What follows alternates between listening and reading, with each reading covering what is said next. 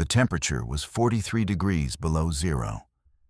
The kind of cold that doesn't just chill you, it gets inside you, freezes your thoughts, makes your body beg you to move, to stamp your feet, to do anything to generate heat. In a snowdrift in the forests of southern Finland, a small, quiet man lay completely still. He had been lying there for 4 hours. He wore no special gear, no advanced camouflage system, no high-tech thermal suit.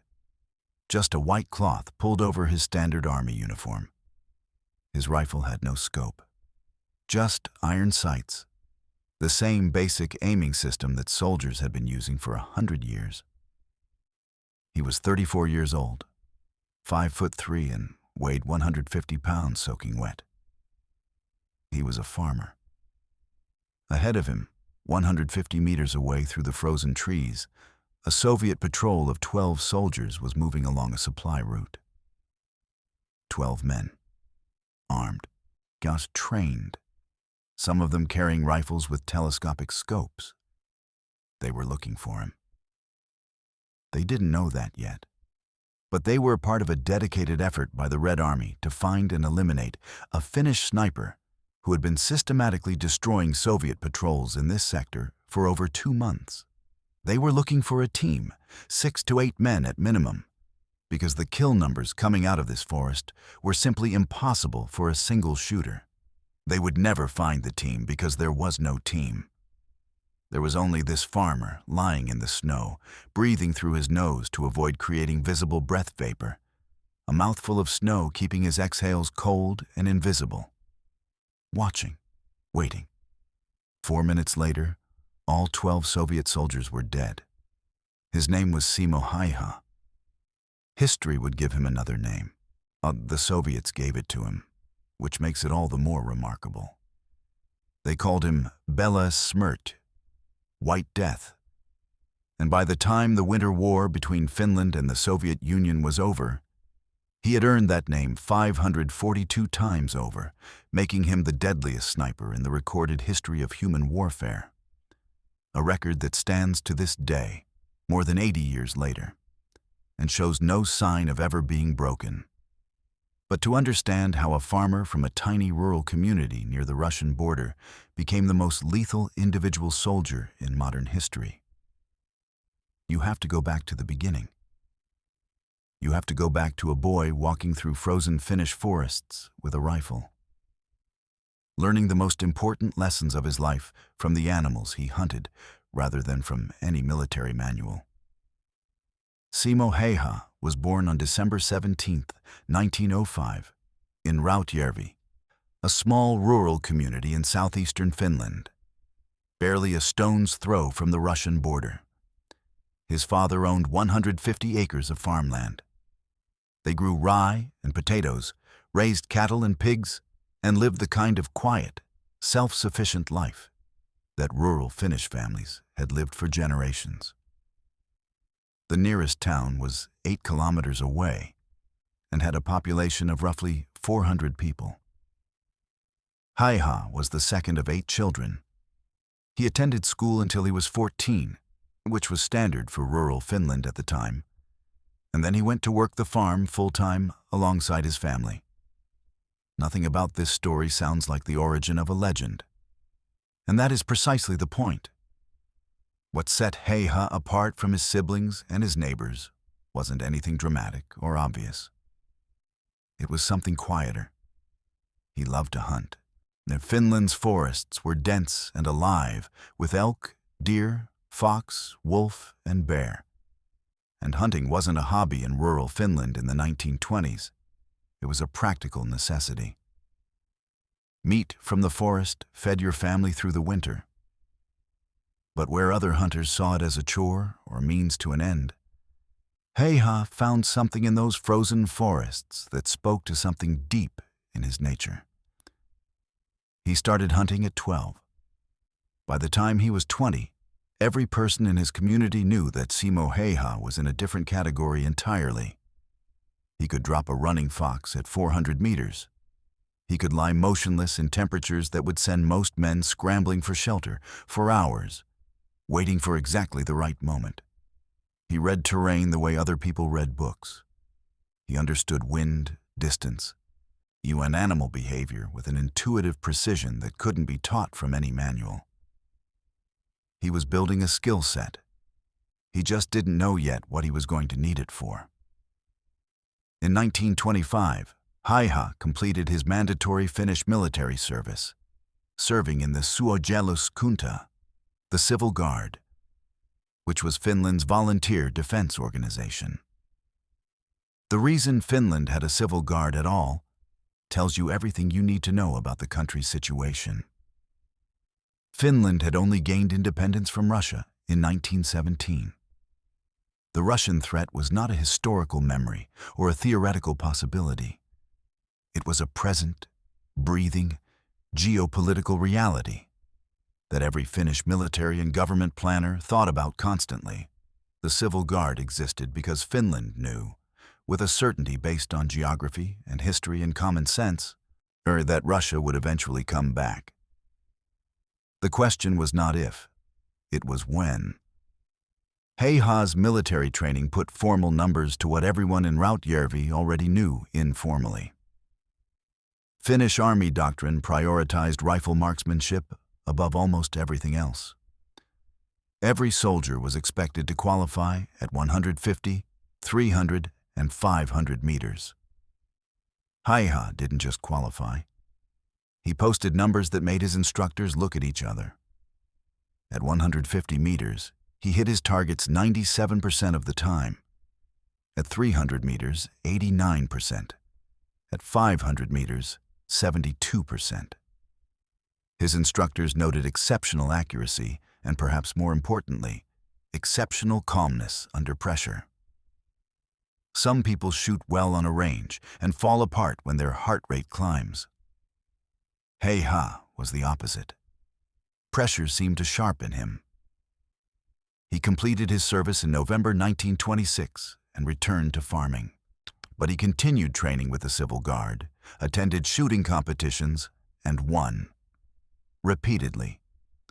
By 1939, he had accumulated multiple Finnish national championships.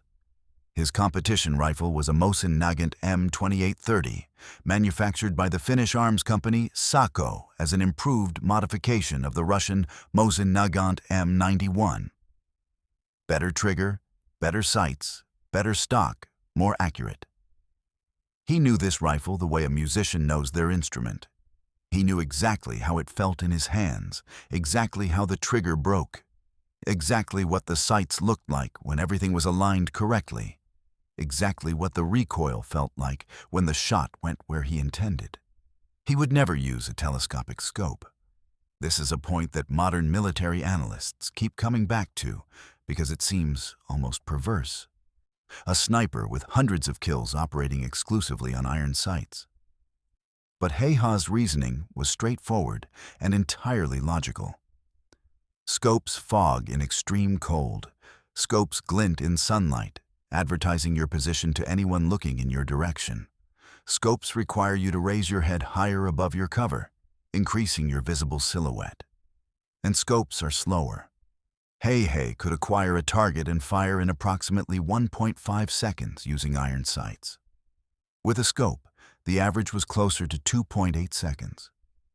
In a profession where a second of exposure is the difference between living and dying, that gap was enormous. He chose simplicity, reliability, and speed over magnification.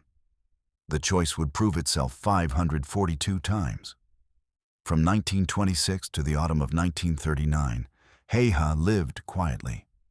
Farming, hunting, competitions, Civil Guard training. He was unremarkable by any external measure. Small, quiet, reserved. He didn't drink. He didn't smoke. He attended the Lutheran church. He was the kind of man who exists in the background of communities everywhere. Steady and dependable, and entirely without the kind of obvious ambition or dramatic personality that makes people take notice.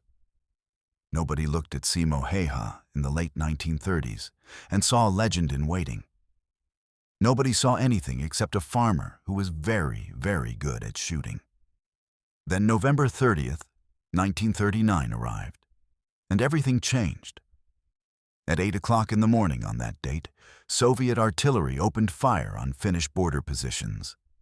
Soviet Foreign Minister Vyacheslav Molotov claimed with a straight face that Finland had fired first. This was a lie so transparent that it barely deserved a response. But the Soviets didn't need the lie to be believed. They just needed a pretext, however flimsy, to begin what Stalin had already decided to do. He wanted Finnish territory. Specifically, he wanted land near Leningrad that he felt gave the Soviet Union a necessary strategic buffer. Finland had refused his demands. Stalin responded by deploying 1 million soldiers, 3,000 tanks, and 2,500 aircraft against a Finnish military that numbered 300,000 men, possessed no tanks, and could muster 114 aircraft. The entire world looked at those numbers and gave Finland about 2 weeks. The entire world was wrong. Heiha received his mobilization orders on November 30th and reported immediately to his Civil Guard unit in Mentilä. He was assigned to the 6th Company of Infantry Regiment 34 and deployed to the Kolaya River sector, off roughly 50 kilometers north of his family farm. The terrain was exactly what he had grown up in. Dense frozen forest, familiar trails, familiar hills, familiar tree lines. The Kola River was the Finnish defensive line in this sector, and it mattered enormously. If the Soviets pushed through Kola, they would advance toward Viipuri, Finland's second largest city. Losing Viipuri was as close to a death sentence for Finnish independence as the war could produce. The Soviet 155th Rifle Division attacked Kola on December 7th, 1939. 14,000 Soviet soldiers against 4,000 Finnish defenders.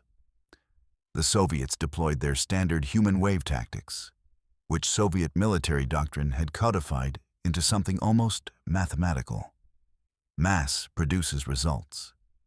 Casualties are acceptable. Attack in waves and overwhelm through numbers. When the first wave crossed the frozen river at 6:30 in the morning, Finnish machine guns opened fire. 800 Soviet soldiers died in the first hour. The survivors retreated. The second wave went in at 9 o'clock. 600 more dead. A third wave at 11. 500 more. By nightfall on December 7th, the Soviets had lost 2,400 men.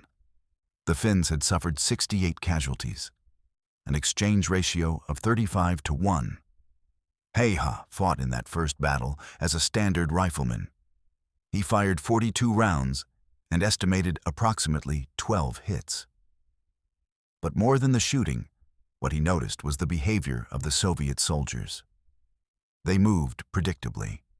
They followed roads and established trails. They bunched together in ways that maximized their visibility and their vulnerability. They exposed themselves at the same times and in the same ways. Any hunter who had spent years studying the movement patterns of prey in these same forests would have seen it immediately. Predictable prey dies easily. These were predictable prey. He requested a transfer to a sniper role. His company commander approved it on December 9th, 1939.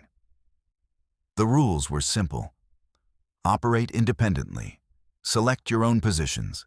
Engage targets of opportunity. Stay within 500 meters of Finnish lines. Heiha accepted the terms and walked back into the forest he had known since childhood. But this time, he wasn't hunting elk. His first confirmed kill as a designated sniper came the next morning, December 10th, at 7:23 a.m. A Soviet officer was organizing a patrol 250 meters from Finnish lines. Heiha was prone in the snow. He exhaled slowly, waited for the pause between heartbeats that every precision shooter learns to find, and fired once. The officer fell. The patrol scattered. Hey didn't move. He waited. 8 minutes later, a Soviet soldier cautiously approached the body of the dead officer. Hey fired again. The soldier fell. The patrol retreated. 2 kills before 8 in the morning, and the forest was already quiet again, and nobody had seen where the shots came from. He recorded both kills in a personal log that he kept with the methodical precision of a farmer recording harvest yields. Date, time, range, conditions. Nothing emotional, nothing dramatic. Just data. Over the following week, Hai refined his approach into a system so effective and so disciplined that it reads almost like a scientific method rather than a military tactic. And he left Finnish lines before dawn, moving through the darkness with the confidence of a man who had covered this ground thousands of times over his lifetime. He advanced 200 to 400 meters toward Soviet positions and found concealment. A snowdrift, a fallen tree, dense brush. He prepared his position with a craftsman's attention to detail. He cleared snow from the area in front of his muzzle because muzzle blast disturbs snow, and disturbed snow tells anyone watching exactly where you are. He packed himself into the snowbank until only his rifle barrel and the upper portion of his face were exposed. He minimized his silhouette to almost nothing. And then he waited for however long it took. He preferred to engage at around 250 meters. At that range, the 7.62 by 54 millimeter round from his Mosin Nagant carried 1,850 foot-pounds of energy on impact, and more than enough to penetrate Soviet winter uniforms and produce an instant kill with a center mass shot. He averaged 5.3 confirmed kills per day through December 1939. The average for a military sniper at the time was 0.8 kills per day. Hai was producing results 7 times above the established standard, and he was doing it in temperatures that made the air itself feel like a weapon against anyone trying to stay still in it. He had rules he never broke. Never fire more than 3 rounds from a single position. 3 shots gave a skilled enemy observer a chance to triangulate your location. After 3 rounds, withdraw 50 meters and establish a new position. Wait. Observe the previous position. Often, Soviet return fire would chew up the spot where he had been lying seconds earlier. Artillery, machine guns, on mortars all targeting empty snow. Hai already gone, watching from his new position with something that, in another context, might have looked like quiet satisfaction. By December 22nd, the kill count had reached 87 confirmed. His company commander verified each one, which was difficult since Hai operated alone and witnesses were rare. But Finnish scouts examining recaptured positions found dead Soviet soldiers whose wounds matched Hai's reported shots. The kills were real. The records were accurate. And the Soviets were beginning to notice. Patrols were finding dead soldiers with single gunshot wounds, center mass, no warning, no muzzle flash seen, no shooter identified. Survivors were being interrogated and saying the same thing every time. We heard 1 shot. 1 man fell. We took cover. Sometimes another shot. Another man fell. We never saw anything. Soviet officers analyzing the pattern concluded they were dealing with a team of 6 to 8 snipers operating in coordinated rotation. It was the only explanation that made the numbers make sense. The idea that a single individual was responsible was simply not something their analytical framework could accommodate. They named the threat Bela Smrt, White Death, and the name spread through the Soviet units operating in the Kola sector with the quiet, unstoppable momentum of a rumor that everyone senses is true. Soviet soldiers began requesting transfers away from Kola. Some refused patrol orders outright, accepting the risk of execution rather than the near certainty of death from an invisible shooter in the trees. The morale in the 155th Rifle Division was deteriorating in ways that no political commissar could fully address. Because the fear wasn't ideological. It was primal. Men were walking into the forest and not coming back. And nobody could tell you why, or how to stop it, or how to protect yourself against it. The forest itself had become the enemy. In January 1940, Soviet command deployed dedicated counter-sniper teams to the Kolaya sector. These were specialized units, trained marksmen equipped with scoped Mosin Nagant rifles, operating in spotter-shooter pairs using established counter-sniper doctrine. Find the muzzle flash. Return fire immediately. Suppress or kill. It was sound tactical thinking. It failed completely. The problem was that He Ha's method produced no visible muzzle flash. He fired from positions where his barrel was below the snow level. The blast dissipated into the snowpack. The sound was muffled and directionally misleading. Soviet counter-snipers heard shots they couldn't locate, watched positions that were already empty, and reported back to their commanders that White Death was essentially a ghost. There was another element that made him almost supernaturally difficult to locate. In temperatures of -40 degrees Celsius, human breath creates visible vapor. Any sniper operating in those conditions produces a small, cold fog with every exhale. And that vapor is visible to a trained observer scanning for exactly that kind of tell. He eliminated it by holding a mouthful of snow. The snow cooled his breath before it left his mouth. No vapor, no tell. His Soviet counter-snipers scanning for the sign of a hidden shooter found nothing where he was lying because he had removed every single visible indicator of his presence. He was a small man in a white cloth, in white snow with cold breath and a muffled rifle, and he was invisible. When counter-snipers failed, the Soviets tried artillery. On January 15th, a 30-minute bombardment of 200 shells from 122mm howitzers saturated the section of forest where He Ha had been operating. Trees were shattered. The snow was churned into a lunar landscape of craters and debris. Finnish scouts who checked the area afterward found it thoroughly destroyed. They also found He Ha 800 meters to the south. He had observed the artillery preparation crews setting up, understood what was coming, and moved well before the first shell arrived. The Soviets had expended 200 artillery rounds on an empty forest.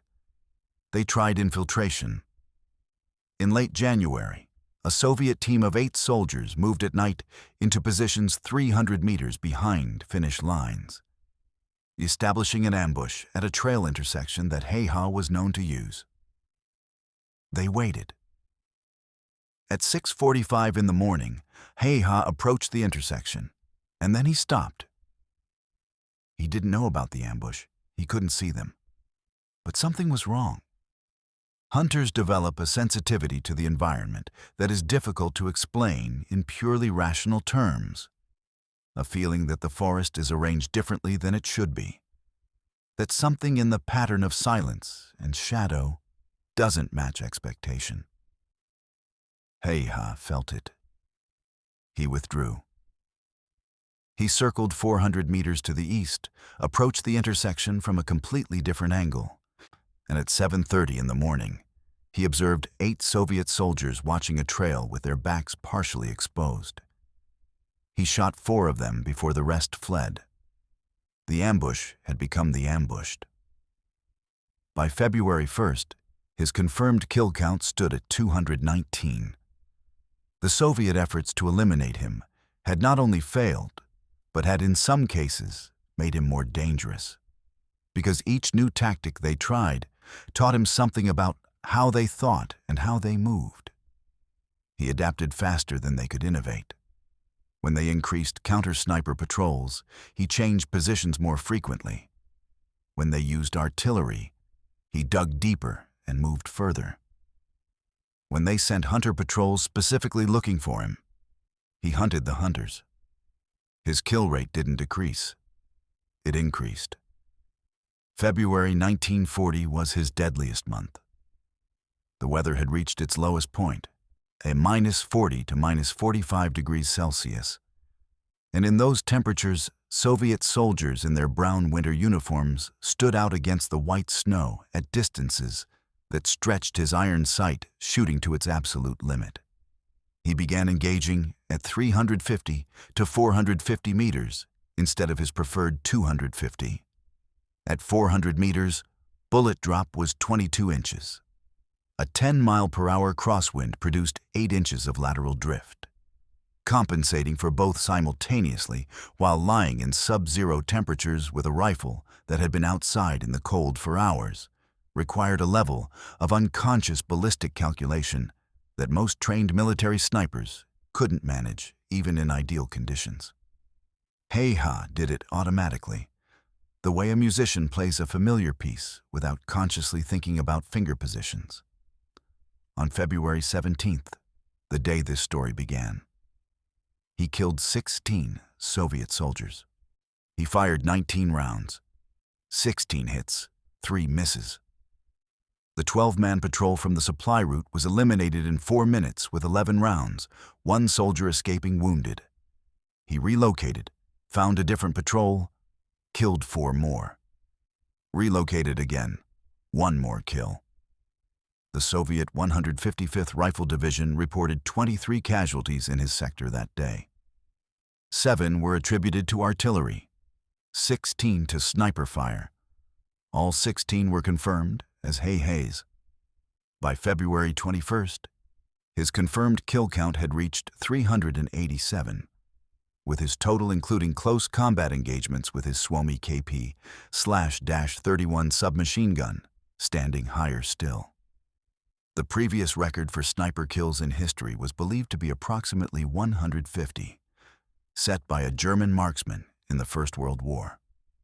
He-ha had more than doubled it in less than 3 months, with iron sights, like in the coldest winter Finland had experienced in decades. He was the deadliest sniper in the history of warfare, and the war wasn't over. Soviet command made a decision. They stopped trying to find him. Instead, they would erase the terrain he operated in. Beginning February 22nd, Soviet artillery began sustained saturation bombardment of the Kolyma sector. Not targeted strikes aimed at identified positions, just total systematic destruction of the forest itself. 500 shells per day, every day, for 12 straight days. 6,000 shells in total. 3 square kilometers of forest were effectively obliterated. Trees were gone. Cover was gone. The landscape that He-ha had spent 22 years learning was transformed into an open, cratered wasteland. It slowed him. It didn't stop him. He adapted to shorter exposure windows, the shallower fighting positions, reduced his shots per position from 3 to 2. Between February 22nd and March 5th, despite the transformed terrain and the relentless bombardment, he killed 73 more Soviet soldiers. His total climbed to 460. And then, on the morning of March 6th, 1940, at 6:32 a.m., something the entire Red Army had failed to accomplish in 98 days of trying came down to a single bullet and 8 millimeters of margin.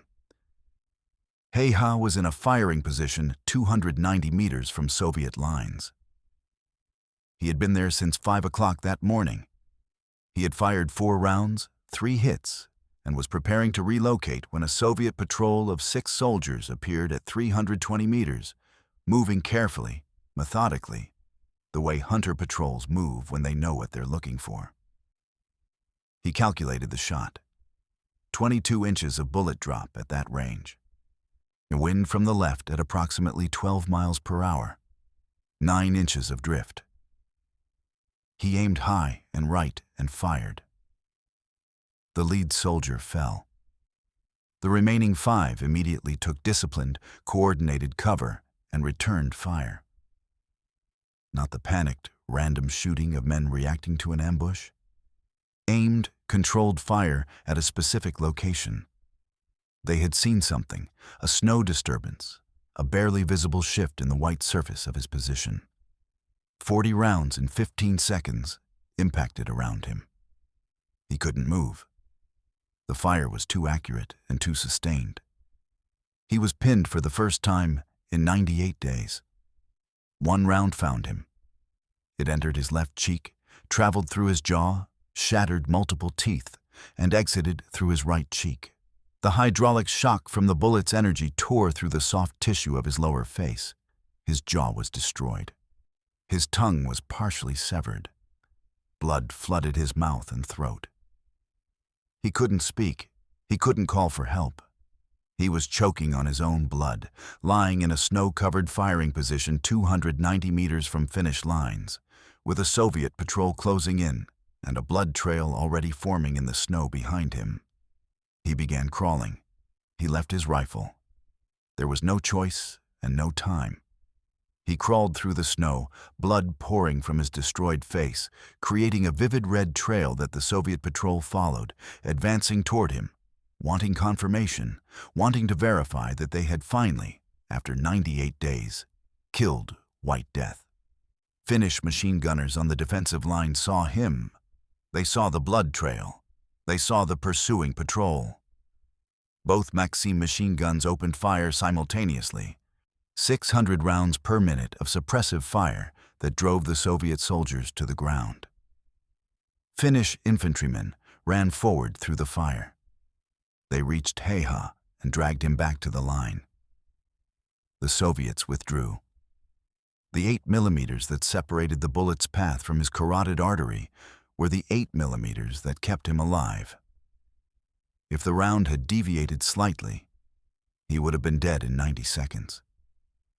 As it was, surgeons worked on him for 6 hours to stabilize what remained of his lower face. His jaw was destroyed. 6 teeth were gone.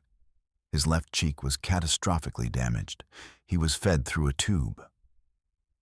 He drifted in and out of consciousness in a field hospital while, outside the walls, the Winter War ground toward its conclusion.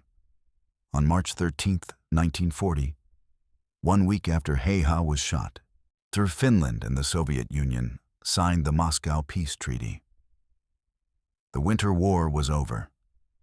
Finland was required to cede approximately 11% of its territory, including the Karelian Isthmus, including Heiha's home region of Rautjärvi. The farm his family had worked for generations became Soviet territory overnight. His family had already evacuated, joining the roughly 400,000 Finnish citizens who were displaced by the territorial concessions. Finland survived as an independent nation. The cost was 25,900 Finnish dead and 70,000 total casualties. The Soviets suffered 126,875 dead and over 320,000 total casualties. Finland lost. Finland also made the Soviet Union pay for every meter of ground in a way that stunned military observers around the world and directly contributed to a significant restructuring of Soviet military doctrine. Heiha remained in hospital until July 1940. Surgeons performed 3 additional operations, reconstructing his jaw using bone grafts, rebuilding his left cheek, doing what they could with what the bullet had left behind. His face was permanently changed. His left cheek was sunken. His jaw sat slightly misaligned. He could speak, but with effort. He could eat, but slowly. He would never look quite the way he had looked before, that morning in the snow. But he was alive, which defied every probability that the situation had seemed to be producing at 6:33 a.m. on March 6th. He was promoted to second lieutenant in a field promotion ceremony recognizing his service, receiving the Cross of Kola, Finland's highest military decoration for Winter War service. Finnish Commander-in-Chief Carl Gustaf Emil Mannerheim, a man who had himself become a historical figure, personally presented the medal. He asked Heiha how he had become such an exceptional shot. Heiha considered the question for a moment and gave the answer that would later be quoted in military schools and history books and documentaries on every continent. Practice, he said. 2 words. He was done talking. He couldn't go back to his farm. It was Soviet territory now. His family had relocated to Ruokolahti, 80 kilometers west. The Finnish government provided compensation and new land for displaced families. Hei received 50 acres. He built a small house. He farmed. He hunted when his injuries permitted. He lived quietly, the way he had always lived, in the way that apparently suited him better than any alternative the world had offered. Then when Finland entered the continuation war against the Soviet Union in 1941, Hei requested to serve again. The army said no. His injuries were too severe for combat. He was assigned instead to training duties, teaching marksmanship and fieldcraft and the principles of concealment to a new generation of Finnish snipers.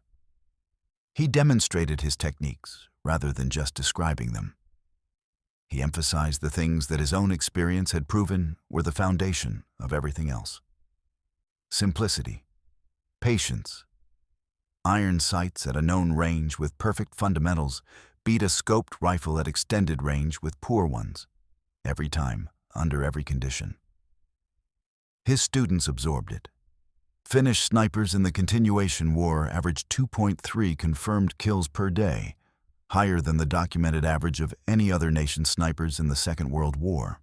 After the continuation war ended in 1944, Hei returned to Ruokolahti and spent the rest of his long life doing what he had always done: farming, hunting occasionally, attending veterans' gatherings when health permitted. He never married. He lived alone. He refused interviews consistently and completely until 1998, when he was 93 years old and a Finnish historian finally persuaded him to sit down and speak on the record. The historian asked if he regretted killing 542 men. Hei was quiet for a moment. Then he said that he regretted the war. He regretted that men died. But he didn't regret his own actions. Soviet soldiers had invaded his country. They would have killed Finnish soldiers if he hadn't stopped them. That was his duty. He fulfilled it.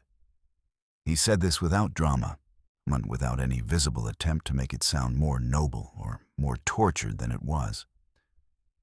It was a statement of fact, delivered by a man who had spent 6 decades organizing his experience into something he could live with. The historian asked if he considered himself a hero. Hei said no. Heroes were men who sacrificed themselves. He had survived. He was just a farmer who had learned to shoot. Nothing more. Simo Hei died on April 1st, 2002, in a veterans' nursing home in Hamina, Finland. He was 96 years old.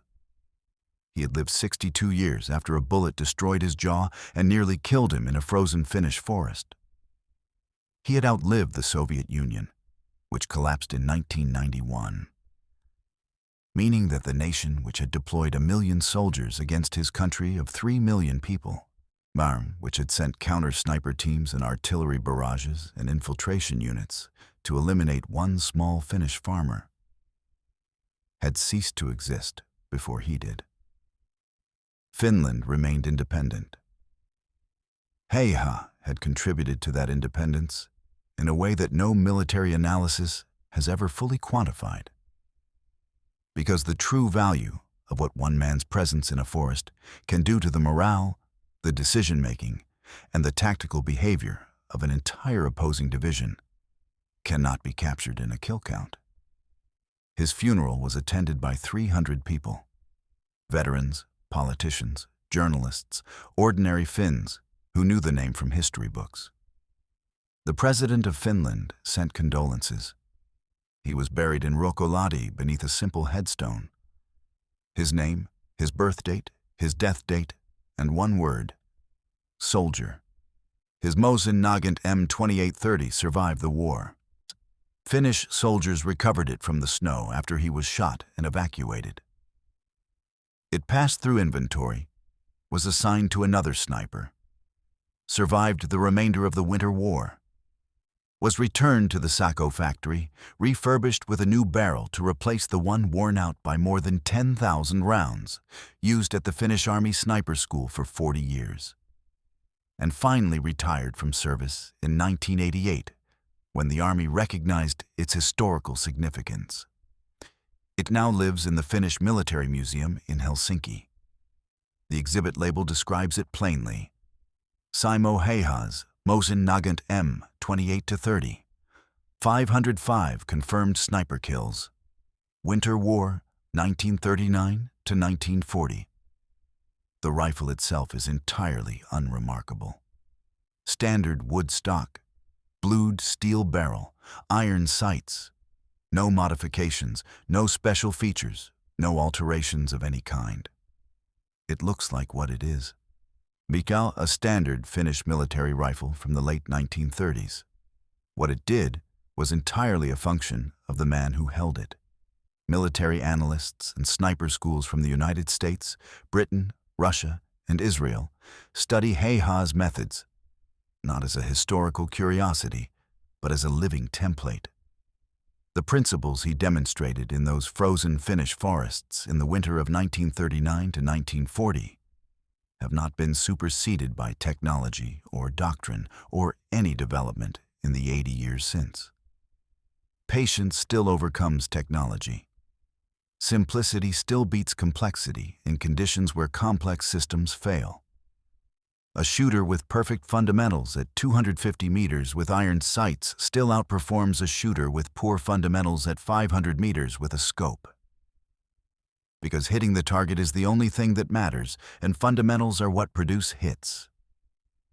Calm under pressure, adaptation to conditions, intimate knowledge of terrain. These principles were not invented by Heiha, but he proved them in conditions so extreme, against opposition so numerically overwhelming, and with results so far beyond any comparable individual performance in military history, that his name has become shorthand for the idea itself. Military analysts who have studied his effectiveness in detail generally point to 5 converging factors that explain the numbers. His marksmanship, which was the product of genetics and 22 years of daily practice under conditions that demanded real results, or you went hungry. His terrain knowledge, which was the product of growing up and hunting within a few kilometers of the area where he fought. The extreme cold, which punished the Soviets and barely affected a man who had spent his whole life operating in it.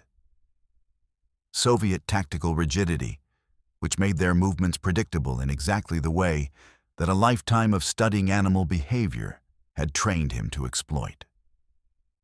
And luck, the simple statistical fact that in 98 days of combat against an army that knew he existed and was actively trying to kill him, no round found him until the very last days of the war. Remove any single one of those factors, and the number looks very different. It is the convergence of all 5 at exactly the same time, in exactly the same place, in the body of one quiet farmer who saw his duty clearly and executed it without drama or complaint, that produces 542. The Soviet soldier who finally hit him is unknown. Soviet records from the Winter War are fragmentary and incomplete. EA veterans occasionally claimed credit after the war, but none could substantiate it.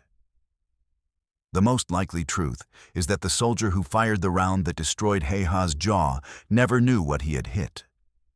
He fired into a Finnish position under fire, and one of his rounds happened to find a target. The probability of that specific round finding that specific target on that specific morning, after 98 days of the entire Red Army failing to manage it, was vanishingly small.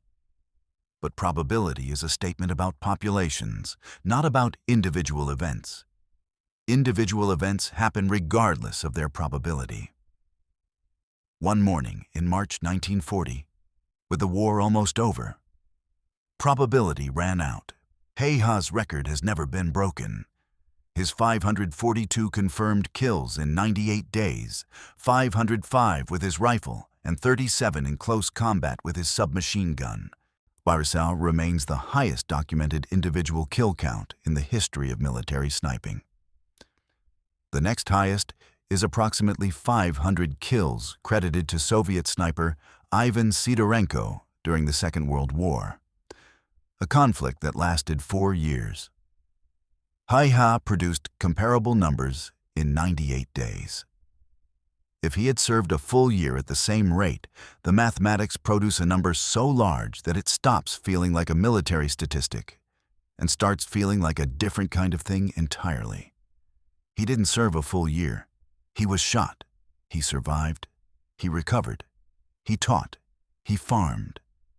He lived for 62 more years in the quiet way that had always suited him, in a country that remained free partly because of what he did in those frozen forests. And he never once suggested that this made him anything more than what he had always been. A farmer, a soldier, a man who did what was necessary, nothing more, and then came home and grew potatoes. The 542 kills are a statistic. Hai-Ha understood that on the other side of each number was a life, a family, a farm somewhere in Ukraine or Russia or Belarus, where someone waited for a letter that never came, never knowing that their son or husband or father had walked into a Finnish forest and simply not walked back out, never knowing about the small, still figure in the snow that they never saw, never knowing about White Death. He understood this. He said as much in that 1998 interview, in the quiet, measured way that characterized everything about him. He tried not to think about the men he had killed. Sometimes he did anyway. They were soldiers following orders, same as him. They didn't choose war. Politicians chose war. Soldiers fought it, and he had fought it as well as any soldier in history had ever fought anything. And then he had gone home. That, in the end, is the whole story. A farmer went to war. He was very good at war, better than anyone before or since. And then the war ended, and he went back to being a farmer, and he lived another 62 years, and he died peacefully, and he is buried under a headstone that says soldier, and Finland is still free. Sometimes that is enough.